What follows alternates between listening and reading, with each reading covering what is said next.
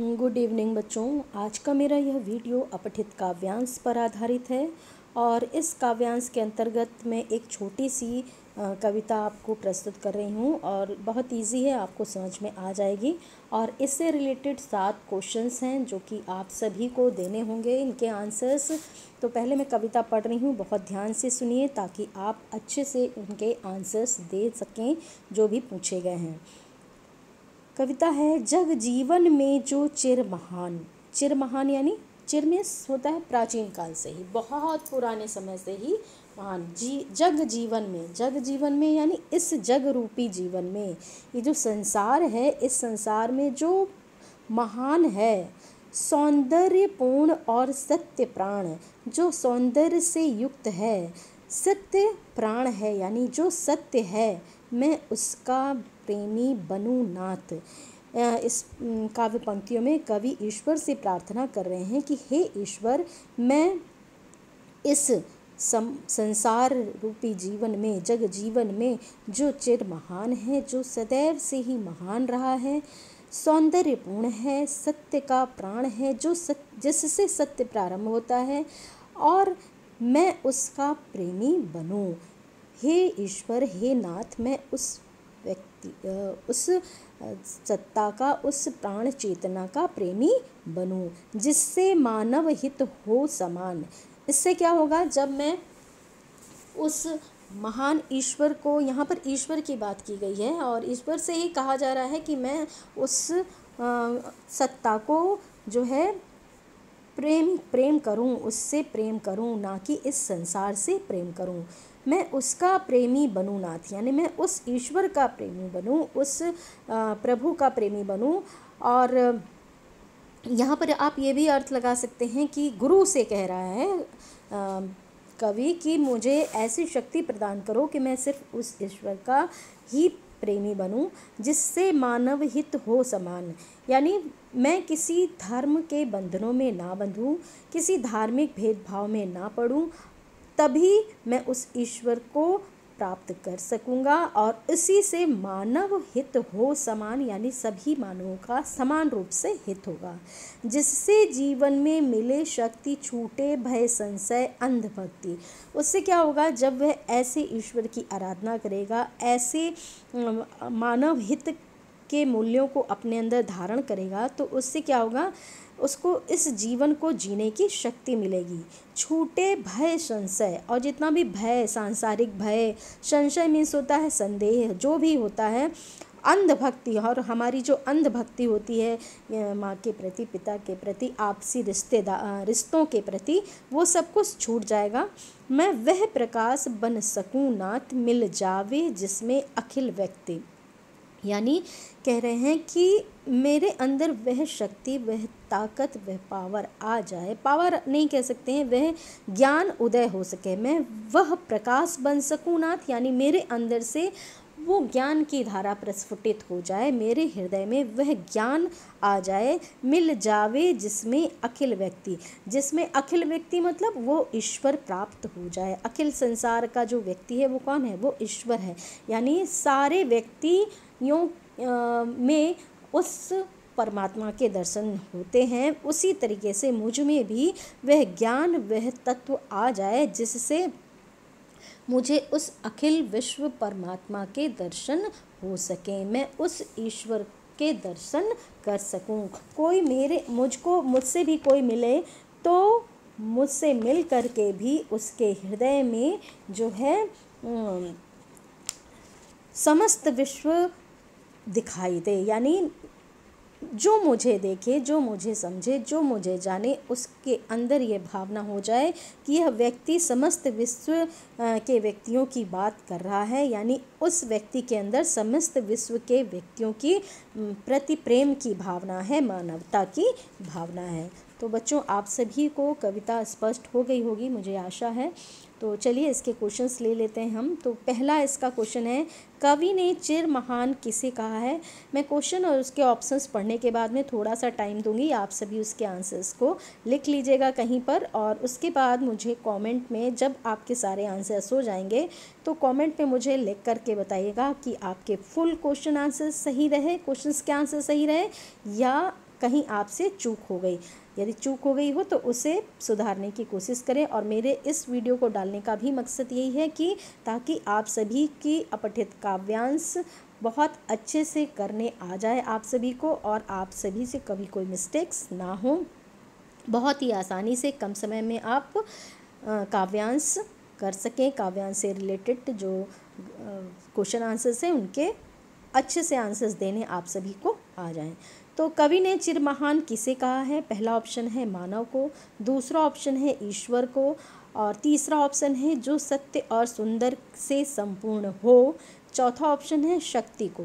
तो आंसर कीजिए बच्चों, इसका आंसर क्या होगा?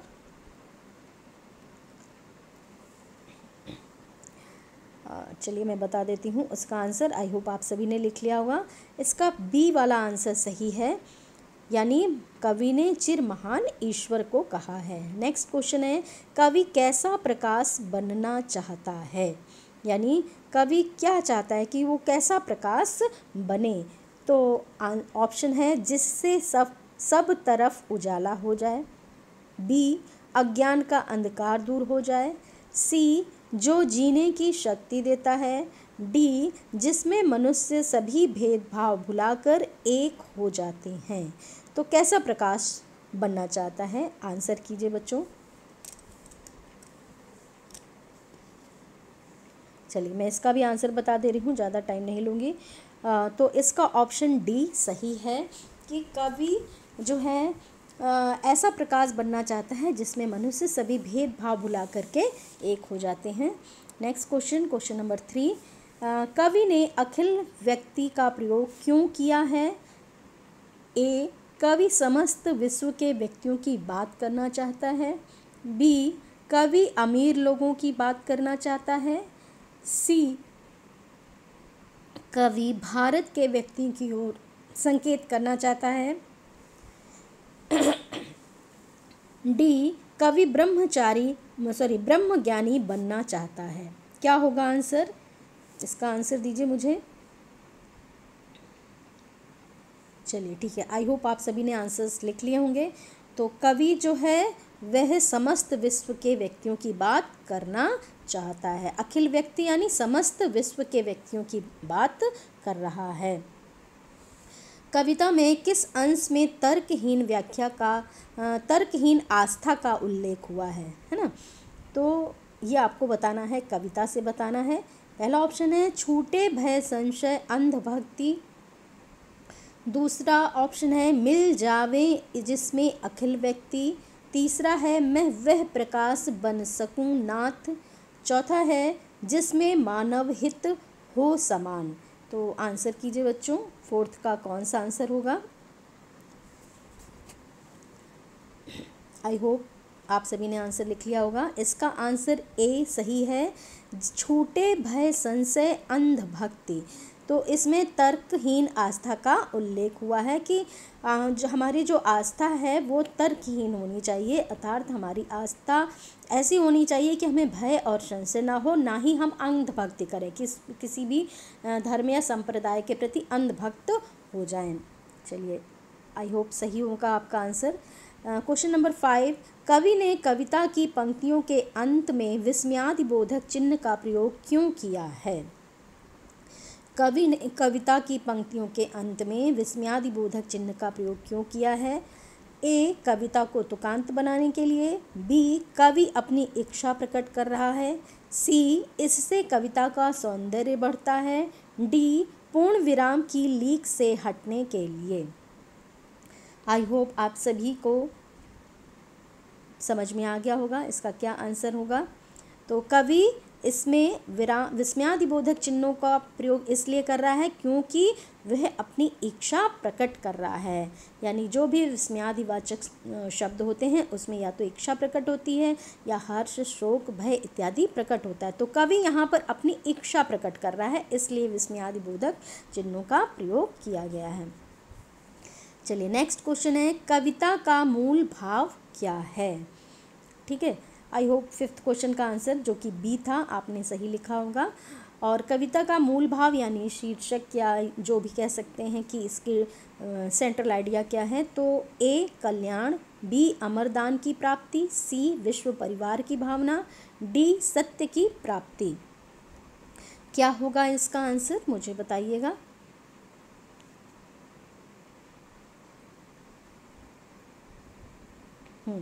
तो विश्व परिवार की भावना, कविता का मूल भाव क्या है, विश्व परिवार की भावना है। यानी कवि इस कविता के माध्यम से यह बताना चाहता है कि हमें संपूर्ण विश्व को अपना परिवार मानना चाहिए, इसीलिए वो कहता है कि मेरे अंदर उस अखिल व्यक्ति के दर्शन हो सकें। चलिए नेक्स्ट लास्ट क्वेश्चन है, प्रेमी शब्द का पर्यायवाची नहीं है। ध्यान से सुनिए। ए अनुरागी, बी स्नेही, सी प्रियतम, डी दुलारा। आई होप आंसर इसका आता होगा आप सभी को। तो देखिए इसमें अनुरागी भी प्रेमी के उसमें आ जाएगा, स्नेही भी प्रेमी के अंतर्गत आता है, प्रियतम उससे वह भी प्रेमी से रिलेटेड है। तो एक बचता है दुलारा। दुलारा मीन्स भी होता है प्यारा, लेकिन वो प्रेमी नहीं होता है ना। दुलारा मीन्स जो हमारा प्यारा है, प्रेमी नहीं, हमारा प्यारा, हमारे लिए प्यारा है। तो क्या हो जाएगा यहाँ पर, दुलारा आपका आंसर सही हो जाएगा। तो बच्चों आई होप आप सभी को आज की मेरी यह वीडियो अच्छी लगी होगी। यदि अच्छी लगी हो तो लाइक करें और दूसरों को शेयर भी करें, और अभी तक आपने मेरा चैनल सब्सक्राइब नहीं किया है तो सब्सक्राइब कर लीजिए, ताकि जो मैं वीडियोस पोस्ट करती हूँ वो उसकी नोटिफिकेशंस आपको मिल जाए। और बेल आइकन ज़रूर दबाइएगा, तभी आपको नोटिफिकेशंस मिलेंगे और आप उससे रूबरू हो सकेंगे। Thank you all of you.